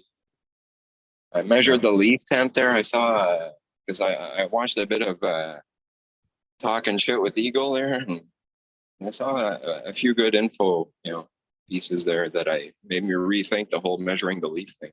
Because that really is what matters, not the environment around it, the leaf itself. And I realized it was much cooler than I thought. Yeah, laser temp gun's worth whatever it costs to get you one because they're Yeah. pretty accurate and it'll tell you what the leaf temp is actually versus I've the. had it for a long time. I just never really used it. I never thought it was that important, but it kind of is. I'd say Now more I so know with where the plant stands. with LEDs. It's definitely a big thing because if you don't get them in that right range, they don't tend to grow as well. And in my opinion, I think it wants to be a little bit warmer. It can if the plants get cold, they don't really tend to grow too well under high intensity LEDs. In my experience, they tend to want it to be in that mid to high 70s and even low 80s, which I think in Celsius is like 25ish to 27ish. Let me show you why I use this stuff. In my temperatures there, if I show you with the EC meter, probably 74, 75F. These roots would be brown, full of rot there, Pythium up the wazoo, but look at it. It's white as a ghost. Fucking beautiful, man. Super healthy. So what is that product? Tell us more about this. What is this product that you have? It's beneficial bacteria. I was actually recommended Ponzyme, which is a US product. Ponzyme, and it's not cannabis based, but it's made for ponds, like fish. So is it a bacillus? Yeah, it's an 8-strain mix. They don't tell you which one it is. Okay. Yeah, it's proprietary strains they call them, but it's probably that bacillus and a few other ones. It must be. I mean, that seems like a nice product. I mean, it's pretty expensive to get a water chiller, so that's a nice solution. Thanks for sharing that. What are your water temperatures? He said it was in the 70s. Oh, you're in the 70s, yeah. So because I know DWC there, they were like, you got to get chillers and you got to change the water all the time because you're going to get Pythium. And I did. I got a dip with H2O2, kill it off. You still got to deal with the dissolved oxygen issues. So maybe you're just aerating the water really well in the buckets. But that's the other thing that happens. I mean, it's all related. That's why bacteria grows better at warmer temperatures too, because there's less dissolved oxygen in the water. Exactly. That's why I'm pumping like 4 times the recommended air. Right. I tried, I had 1,700 gallons per hour on one tote. That monster there, the big auto there, there was 12 stones in that tote. Yeah, that was a 107-liter tote, but still. That might be why your water temperature is warm. I had way too much air, and still, I got, if I would have not had those bennies, I would have. Looks nice. Those roots look good. Yep. No, Spartan just said something that's really important. If you're pumping air through your water is going to very quickly be whatever temperature the air that you're pumping through it is. Exactly. And my pump was right beside it. The manifold, you couldn't even touch it with your hands. It was boiling hot. So it's like, oh my God, I'm pumping all that heat in the water. Yeah. You could feel it when I checked the pH in the morning there. I felt the blast of heat coming off the water. It's like, oh, that's not good. No. It's like, so this saves the day really there for all that stupid stuff that I do for the heat there. So I can move the pumps, I could get the hoses longer, get the heat out of the air before it hits the water. So is that like Canadian Ponzyme? Sitting there right by the buckets? Right beside it there. Yeah, so the other thing you can do would be to move the air pumps out of the grow space, because the air outside the grow tent is probably cooler than the air that's inside the grow tent. To put them at the actual output of the air here. Just my outside. I like your poster.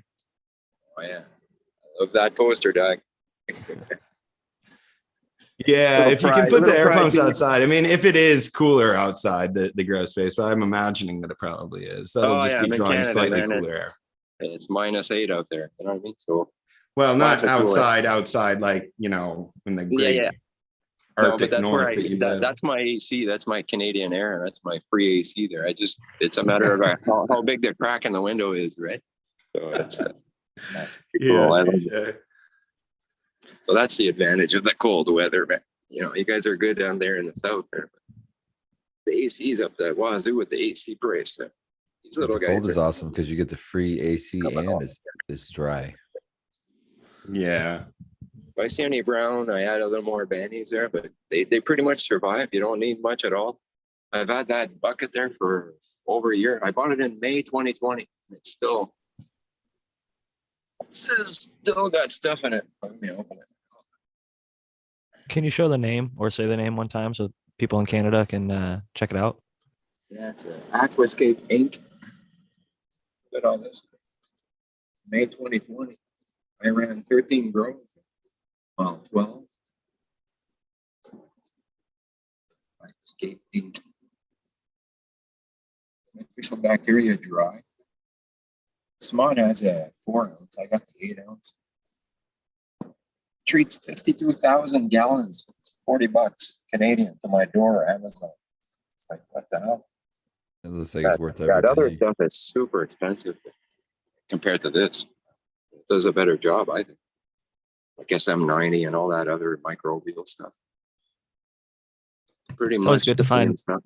non-cannabis branded stuff. Like we were talking about Ponzyme. I've recommended that to people in the US for cloners or DWC, and it's extremely effective.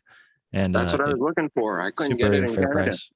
Health Yeah, Canada, Canada's they're weird with microbes. Anything microbial, they don't want coming in. Like Recharge has a really hard time. Is blocked.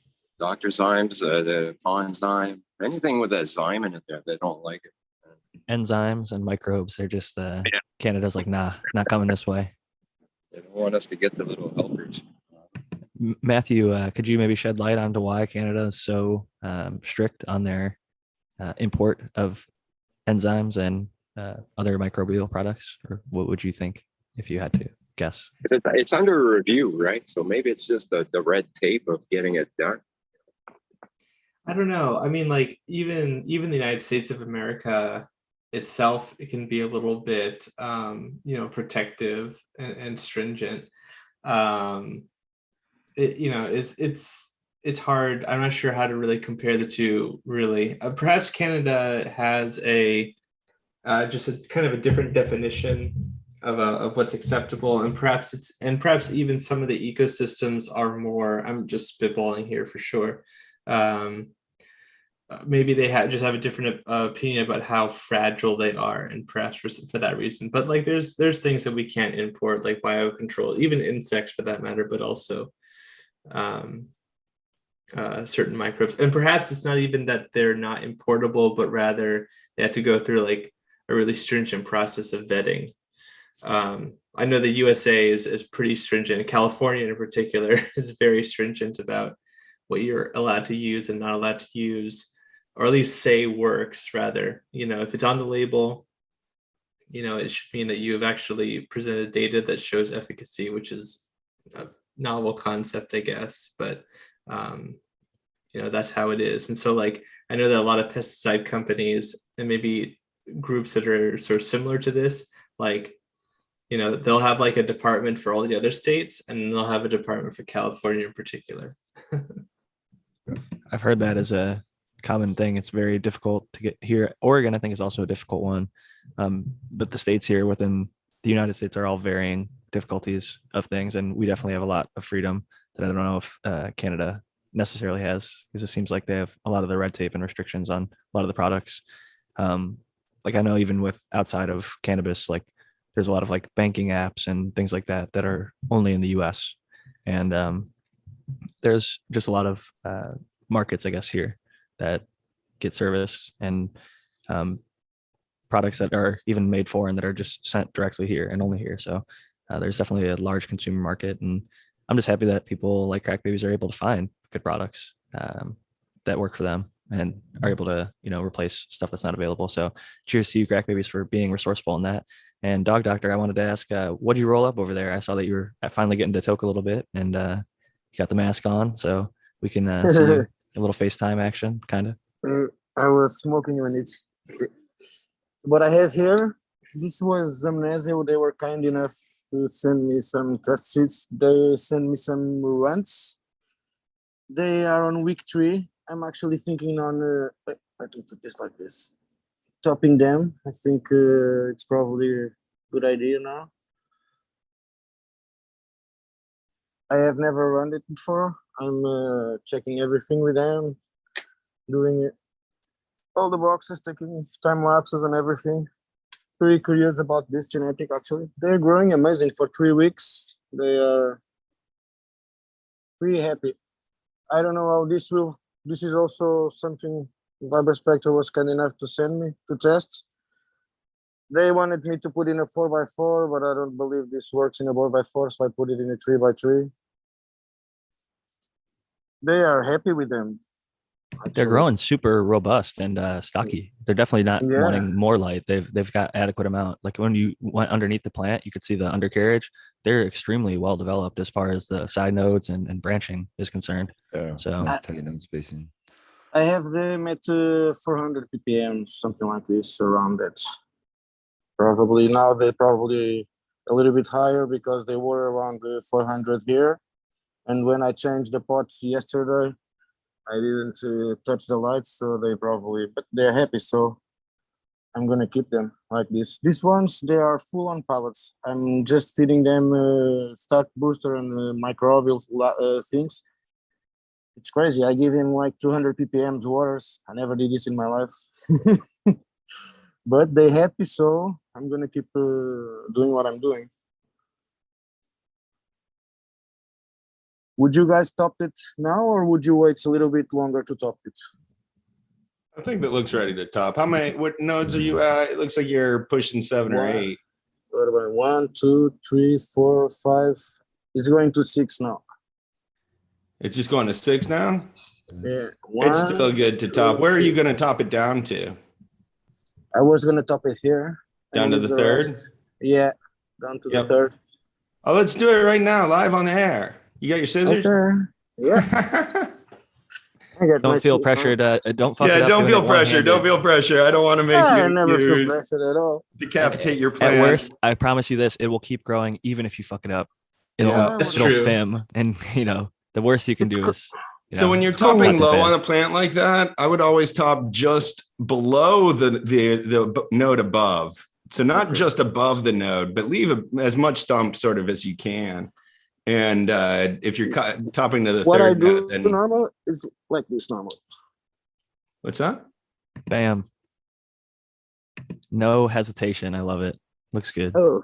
The chat is definitely supportive here. Oh no, no agitation. Okay. So you're was- going there. Oh, okay, yeah. Dog doctor. That was well executed. Stopped, done. Look at that, painless. Everybody out there that's like scared to top your plants, look at how easy that was. And like, Succinct.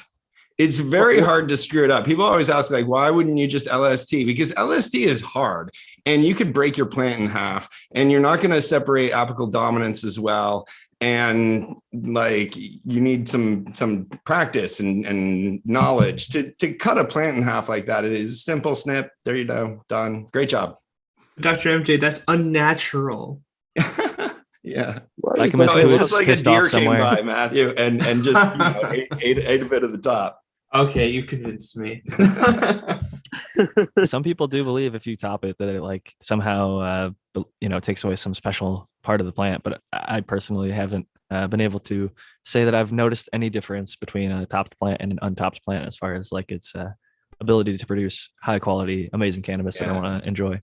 I have another question for him now. So are you going to leave all of the lower branches on that stalk, or are you going to clean some of the lower branches off? No, I'm gonna leave 6 of them. The rest I'm cleaning. Okay. All of And this at down this here- stage, you can just cut those the little branches that you don't want off without cutting the leaves, since all the leaves are photosynthesizing and supporting the plant. What I do normally, it's this. Look, I can do it right away, actually. Me too. Just bend them back on themselves and they break right off. Yeah, gone. Yep. It just, look. It's like what Spartan did with his outdoor plant. Basically, the little maintenance that you did do was a few Yeah. of those clearing out the inside of the plant. Yeah. Those can stay. I gotta say, I love bringing up people from the listeners and showing off the gardens. This is always adds whether it's Noah the Grower or Dog Doctor, Crack Babies. It's always good to see you guys' gardens. It's really Yeah. a pleasure. You know. So there she is. For now, Very well done. I like the 2 little nodes right on top. I do this normally so that they get more lights and Yeah. that they can stretch out. I will be doing this for the next days until they are big enough, and then I start opening them and all of them, and this is what I do after. And I will probably top them 1 time more or 2 times more, depending on they grow and on the space they have here. So I cannot top too much anyway. So, but it's pretty much this I do. You want to see the clones? Yeah, let's see it. Okay. And I agree. Even just one topping can bush your plant out quite a bit, and then you can do a little bit of LST from there and fill out your space really quick. Yeah, There they are. for sure. I almost think it's easier to LST once you've topped, actually, because Oh, the way the plant all right, grows. Nice roots. We're And getting we- all Yeah. sorts of nice white roots tonight. About ready to flower, huh? They are ready to go to change. Yeah, but I know it's space, so they are here. What time is it roughly there? Because I know it's probably like morning there, right? Or Not super morning, late. I can say it's 2:30 in the morning. Oh wow, late night. We appreciate you staying up with us and listening, showing off the garden. This is awesome. And this is something I'm trying new. Nice. Mushrooms? Creating your own CO2. Yes. Yes. That was exactly one of my questions. Actually, what happened here?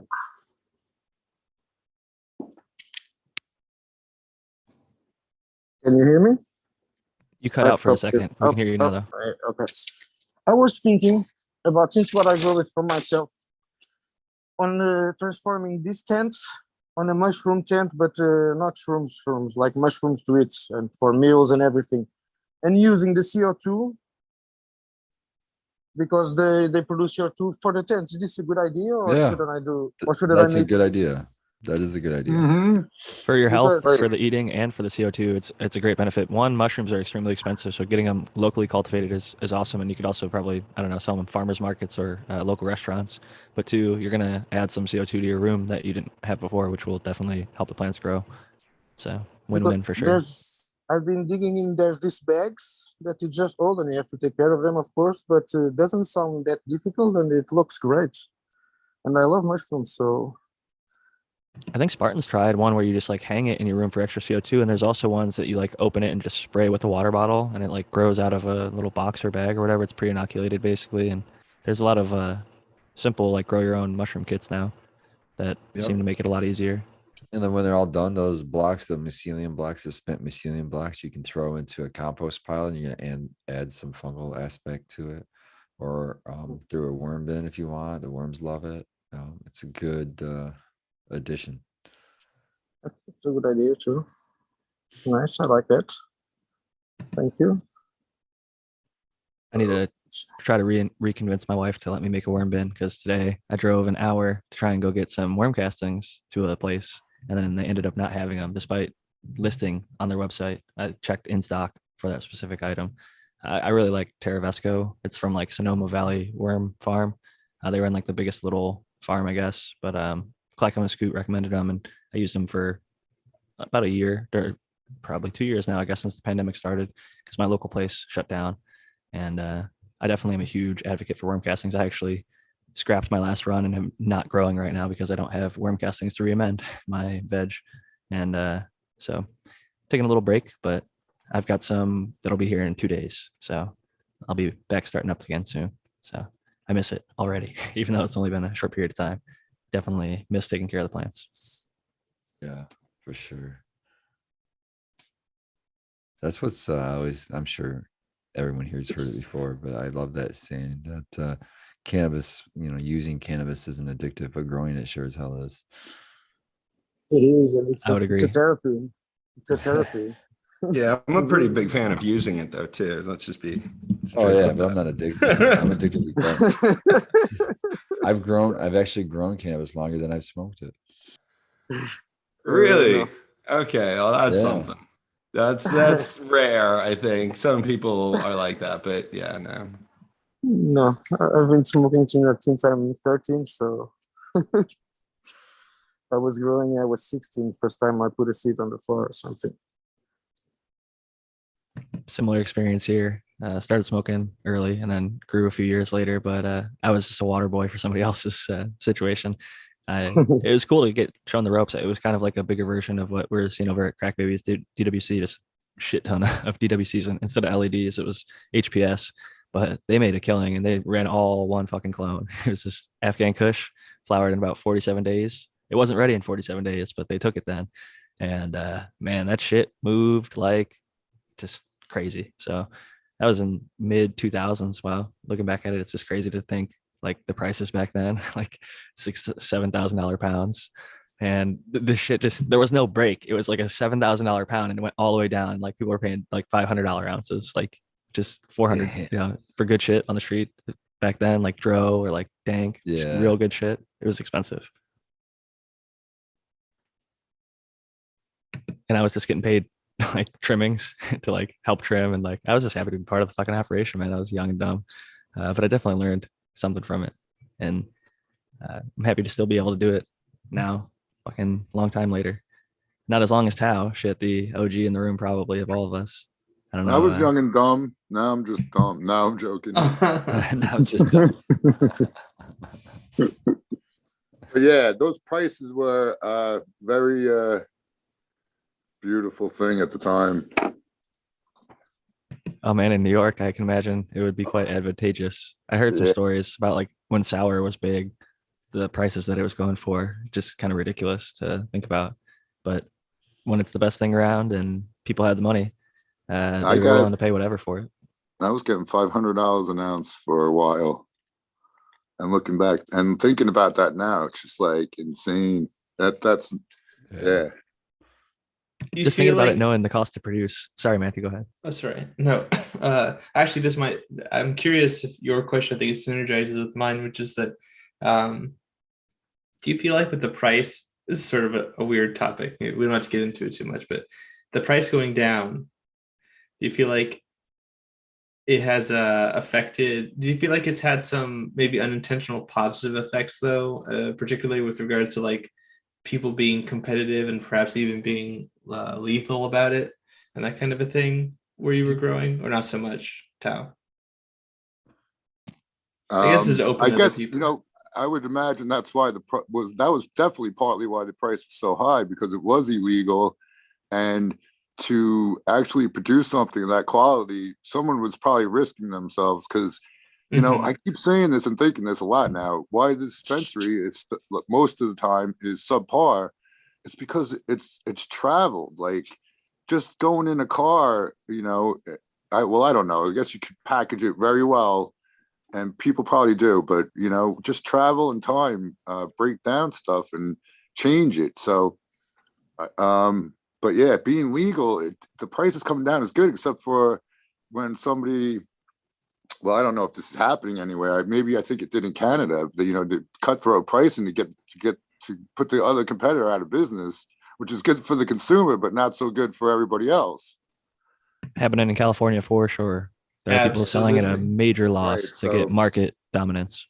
Yeah. And I think And- anybody who was smoking before legalization was, the converts were people that had friends that smoked pot, probably, and be like, yo, now that it's legal, you have no reason to say no. Why don't you try it? But I don't know. I could be wrong. Legality, people go over the speed limit all the time, Sure. There's a fine line unless you're doing something that you feel is morally wrong, Yeah. So, Well, as it becomes legal, we should expect the price to go down. And, the other side of this, I work with farmers. Pretty much the rule about people that farm, people that actually do the growing of plants like with their hands, they're not wealthy people. Nowhere in the world do people that grow plants with their hands.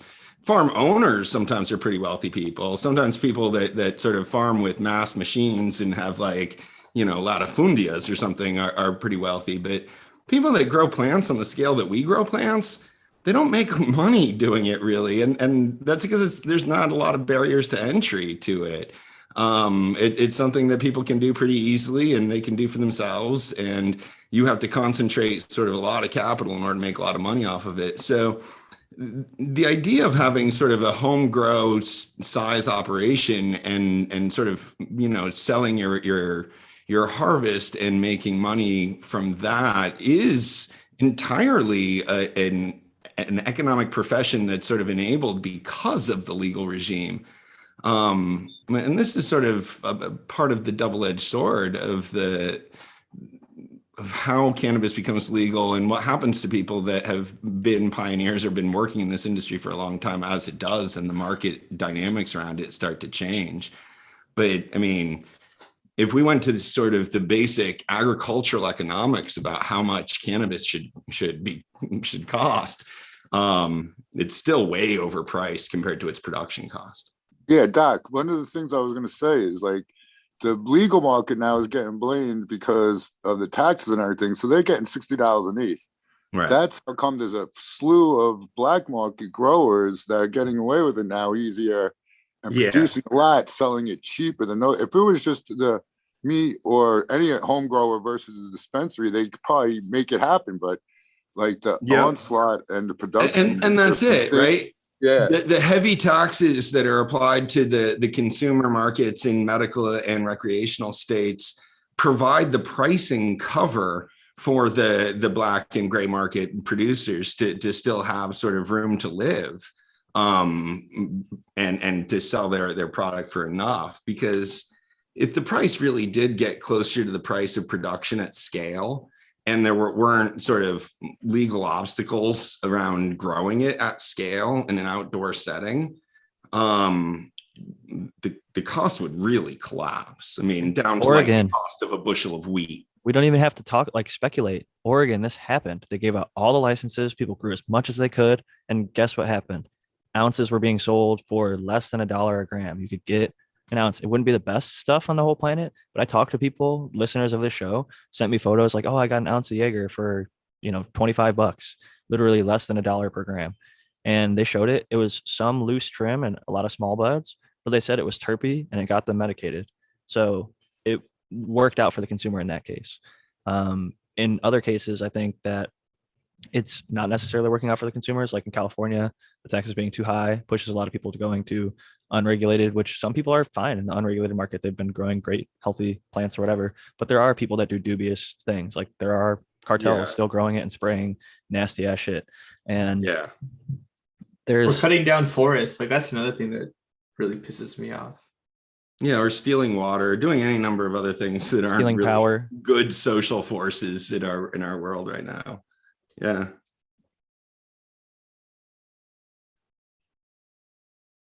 Greed, huh? One cool stat that I think I remember it right was that I read that cannabis was considered a cash crop now in the United States because it was the ninth biggest cash crop in the United States. So we broke the top 10 already. We're not even fully federally legal. So I thought that's just what they know of, right? Because they can't even count the black market sales. That's only counting that's the legal taxed legal sales. Right. And that's very impressive because once it comes in all 50 states, which it's pretty close. We looked a few weeks back at there's only 5 or 6 states that don't have some form, and they're all gradually getting more. Like it might just be CBD only right now, or it might just be hemp only right now, or they have medical only and then it becomes rec. But I think it's expanding and continuing to move forward, and we're going to see more and more of it being tracked and traced and monitored, because San Francisco right now just eliminated 100% of the taxes. So all their people were complaining, hey, we can't compete against the black market or unregulated growers because they're not paying any tax. And so I think one of their council members said, you know what, let's try it. Let's go 0 tax for, I don't know how long the time is, but they dropped it down to 0. And that's exactly what they did with alcohol prohibition. When they remade alcohol legal, the taxes were 1% or very, very, very low, because they wanted to squeeze out the bootleggers and the people that might have, contamination and other things in there. They wanted to get legal businesses doing it and regulated. So it's a double-edged sword. There's positives and negatives. And that's really why they ended prohibition, was to crush the cartels that were supplying the alcohol. And it was necessary to undercut them. The attitude about ending prohibition for cannabis hasn't been the same, and I don't think we would want it to be the same necessarily, in terms of wanting to sort of crush the people that were the suppliers in the previous era. Well, the difference is we we're not can certainly poisoning learn a and lot of killing lessons from that as frequently, right? Like cannabis, the numbers aren't there. Back in the prohibition days, the violence from there was mobs of people literally that had organized crime about bootlegging alcohol. That was a big thing. It's well documented. People were killed over the territory, like how any unregulated drug sort of creates these violent crimes and lots of issues around it. Yep. But with cannabis, we don't see massive amounts of death. And typically the people aren't violent. Not to say that there aren't violent people out there in cannabis that are getting arrested. There are people out there that have, firearms, and maybe it's just to protect themselves, but some of them are just robbing people in the cannabis thing, or like robbing grows. Without doubt, the prohibition of cannabis has led to far more violence than cannabis has led to itself. Right. Including like the doubt. imprisonment and the things that come from that, like sending somebody through the prison system. And a lot of times, right. in Well, the US, whenever you have a black market like that, then it has to be, most business people defend their interest or enforce their contracts by going to court if they have to, or calling the police if they have to. And when those options are taken off the table for your business, you end up enforcing your contracts through violence. And that's sort of what happens in the drug market writ large. So yeah, there's problems with this. We have to take a really level head though, because as Spartans learned and other things, the way that we deregulate and the specifics of sort of how we go about doing these things really makes a tremendous difference. Yeah, there's 100 ways it could happen, right? But like most people really would only accept one or two that they find very much more attractive. So making sure it kind of goes through the right filter. It's hard to get everyone to agree on the same policy for sure, even if it's something that most people agree on. The general concept, the actual legislation it comes down to can be difficult. But speaking of legislation, I want to say fuck the MCMA and pass it over to Spartan, who's about to give his final thoughts and shout out. Hey, thanks, Jack. And I agree. Let me second that. Fuck the MCMA. I'll be the second one on that one. But yeah, cheers, everybody. As always, it was fucking awesome hanging out with you guys, catch up with you again. Hey, I'm excited. We got fucking the legend Ed Rosenthal coming on the Michigan Bros Grow Show here in about 15 minutes. So I'm excited to get over there and talk with Ed, and hopefully see some of you guys out there. And cheers, chat. Always awesome to hang with you guys as well. And thanks for the good questions today. I love it when we have good questions and coming on the show, Dog Doctor. And who was My pleasure, buddy. I forget the other one. Who was it? Crackbabies. Crackbabies, DWC. Yeah, Crackbabies. Sorry, man. Cheers, Bert. Thank you, buddy. Thanks for sharing, guys. Appreciate it. Cheers, Peace everybody. out, Love y'all. Grower love, Spartan. Fuck MCMA. Fuck them. You can find him at Spartan Grown or email him at spartangrown@gmail.com. Always great to have him. Awesome dude, very knowledgeable and passionate. I love basically how he's kept up so diligently on the MCMA's sort of actions, all the different little policies that are being thrown up, and then helping people understand what they actually say and why they should speak out against it, and contacting their council people and getting them to actually say, hey, we're going to commit to a no vote against this poor policy because you explained it to us and it's not in any of our best interests other than these few greedy companies. So big ups to Spartan. And I also want to second him and say big ups to Dog Doctor and Crackbabies DWC for joining us. It's really nerve-wracking for a lot of people, listeners, to come on the show for the first time or even coming back on the show, showing off your garden in front of hundreds of people live and then ultimately thousands of people after we're done airing. So it's really cool for you guys to come on and show off your garden, talk about your genetics, and just be part of the panel for the week. So we're very happy to have you. It's truly a pleasure for me. Thank you very much. I'm here and Really I an honor. appreciate it. I gotta say the mask is fitting. When the name Dog Doctor and then you came on, it definitely looks like a dog mask. So it worked. It is a dog mask. Thank you. I mean, like this, I can, it's not tape over it and I can actually talk and I feel like I'm talking. Speaking of yeah, talking, you're definitely audible. So it works out that way for sure. I just have a random question that's not grow related. And that's, how many languages do you speak living over there? 1, 2, 3, 4, 5. All working language, right? That's pretty impressive. Americans, Quintiglot. mind blown. Polyglot. My Spanish is okay, and I know a little sign language, but I definitely can't claim 5. So that's very impressive. What and languages it's useful are there. they? I want to ask. I'm gonna tell you 3 of them. and I'm gonna leave the other ones around. I'm sorry. That's okay. No, it's fine. You don't want to dox yourself. No, definitely.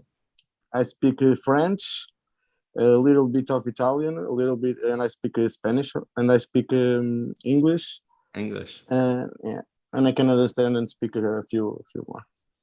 Very nice. This because I was traveling a lot when I was young, and I guess I pick up when I was traveling. Be Roman in Rome. Yes, definitely.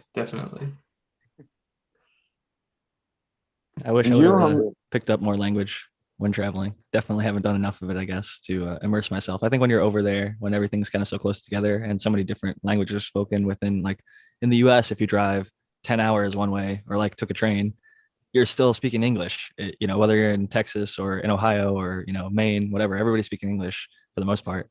When you get down south, there's a lot more Spanish, but for the most part, you're going to hear English everywhere here. But over there, you could get French, you know, and then take a train a few hours and you get Spanish, and then, you know, Slovenian and Croatian and all these little tiny languages that kind of build into their greater languages. It's crazy. There's many of them. It's pretty cool. But you guys, it's cool also. You have in Europe, but all the Europe you guys have, it's all in English. But US, each state, it's like a country in Europe, kind of. Just bigger. It does ones. feel that way. I mean, our economy in California, I think, is like the 5th largest in the entire world, just as a single state.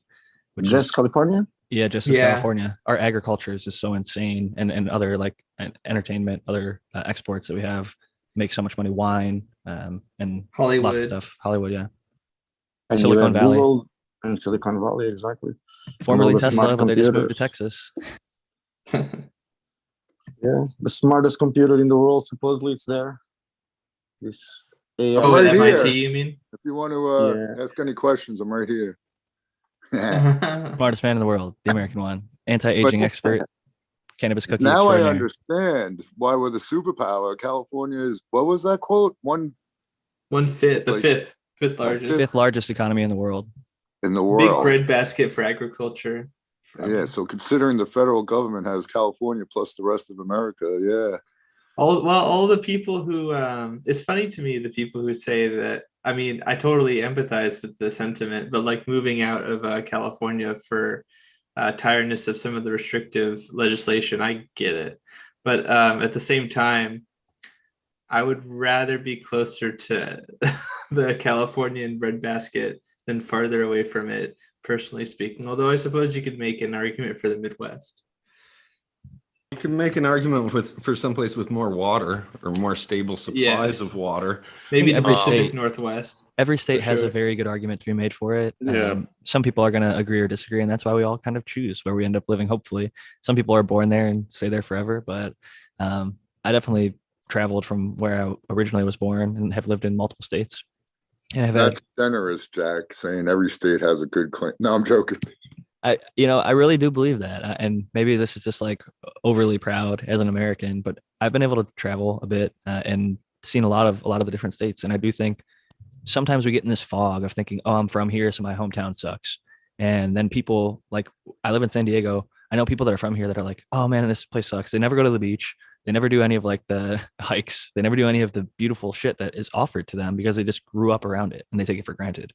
And then there's people San Diego's not really one of those places that everybody says sucks, Jack. Like, there are trust me, last night had a native San Diegan complaining to me about how much it sucks. I get it, but there are some places that are worse, is what I'm trying to get. Oh, I agree. There 100%. Are some places that are yeah. Well, anyways. I shit on Ohio, and I'll say this: like, I don't love the winter, but people do enjoy that, and that there's like, you can look at like positives of it. Like, they're one of the only places that has like ice wine, and they have the Great Lakes, and they have the Rock and Roll Hall of Fame and the Football Hall of Fame. And there's all these little highlights that you can list off that would be really good things for some people, but some people don't give a shit about. So it's easy to bag on a place, but I definitely think that we have a lot of freedoms here. Most states allow us to grow cannabis now, or at least hemp, which is cool. I think we're moving the right direction. And like I said, maybe I'm just overly proud as an American. But with that said, I'll pass it to the American one first, because normally I save you for last. and we're going to do our final thoughts and shout outs. Every state in the union is great. Some are just way better than others. That's what I'll say. But okay, yeah. And you know what? The people are all the same everywhere in the world. So You know what I'm saying? So that's another thing to take into consideration. But yeah, if you like people a lot, you could go to New York. If you don't like people so much, go to Nebraska. That's all. But I'm the American one on the YouTubes and the American one _with_ Keens on the IG. Most people know where to find me. And yeah, it was great chatting it up. We had some good diverse discussion. Thank you, Dog Doctor, and Crack Babies for showing us your plants. They all looking great. And yeah, we'll see you next week. Thanks for joining us, Tao. Bill Burr has a joke about how everywhere he goes and does comedy, it's just like a bunch of, in his words, like dudes chasing a bunch of broads. And I'll make it relatable to cannabis and say it's just everywhere you go, it's just a bunch of dudes growing a bunch of plants, you know, and chasing after those females, at least in cannabis. So with that said, I want to pass it back to Dog Doctor and let the people know where they can find you. And thank you again for joining us. Much appreciated, you guys, for having me, Jack, Shat, and everybody. You can find me on Instagram pretty much on the Dog Doctor Official and on Grow Diaries. I don't know if anybody goes there. I have my journals there where I keep my plants and you can see what I do. It's pretty much my love and what I do. And then much thanks for everybody. You, Jack, to the American man, Matthew, everybody, Mr. Coco, the shots. It's really an honor.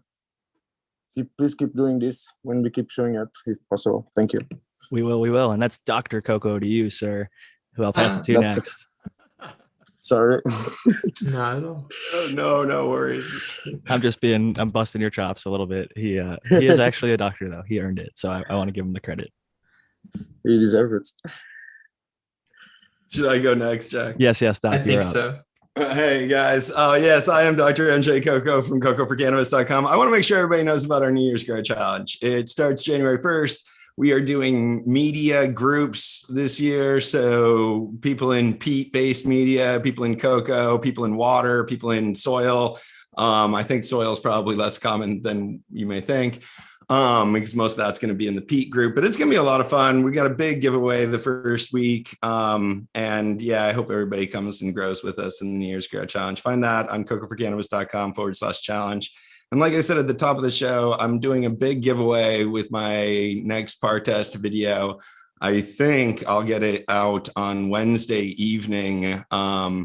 So stay tuned for that. Subscribe to my YouTube channel and grower love, everyone. I had a lot of fun on the show today. Thanks to our special guests, Dog Doctor and Crack Babies, everybody else on the panel, and Jack for always hosting. And the chat, I love everybody in the chat. Grower love. Totally.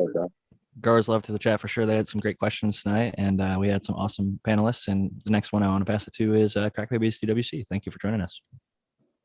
Hey, Jack, thanks. Thanks, everyone, man. The show is amazing. I always love hearing all the information and everybody in chat. The whole sphere of everybody that comes here too, the related channels, you know, FCP and Eagle and all these guys that just provide great content there. I'm really humbled by it all. So I'm really glad to be able to join all this. So a big shout out to everybody in chat, the panel, and everybody who grows, man. Grower love. Have a great night. Grower love to you. Thank you for joining us this week. I always enjoy the great engagement in the chat. We've got some people that are also fellow content producers, Smart Poker, I see Cheddar Bob, and a few others. So you get Potent Ponics in the chat occasionally, and many great people. A lot of the Michigan Bros Grow Show guys hang out, and there's just so many great people. I can't even name them all, but I want to give Matthew his final thoughts and shout out opportunity.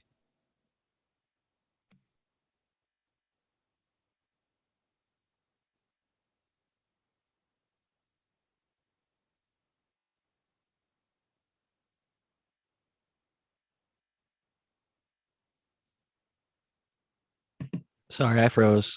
I meant to pass it over to Matthew. Sorry about that.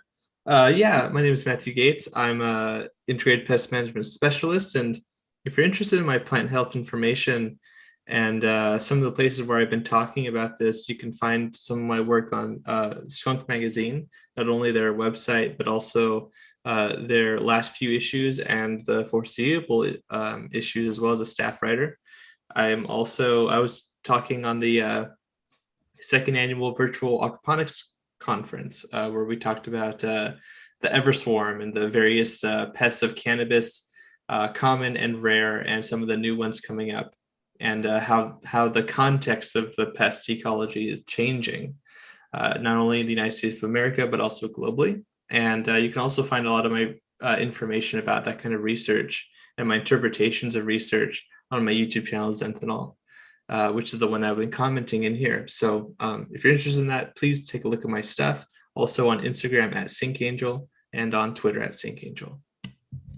Thank you so much for joining us. And I also want to say cheers to Noah the Grower, Aaron the Grower, Kyle of Pure Breeding, and Brandon Rust of Bokashi Earthworks, who joined us earlier. I want to say thank you again one final time to Dog Doctor and Crackbabies DWC. And if you want to find more of my information behind me, you can see my Instagram. I actually haven't posted there in a very long time.